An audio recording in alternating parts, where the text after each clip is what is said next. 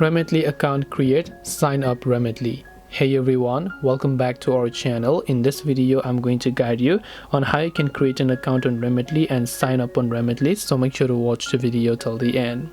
To create an account on Remitly, all we have to do is open up the Remitly application and then you're going to see this type of interface here. Now what we have to do from here is to simply tap on the create a new profile option, and as we do that, first of all select from which country you're sending the money, to which country you're trying to send the money to.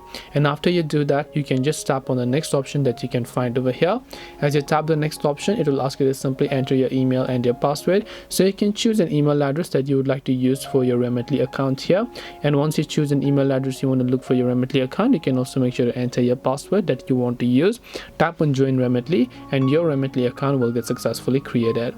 And that's all it takes to go ahead and then actually create account or sign up on Remitly.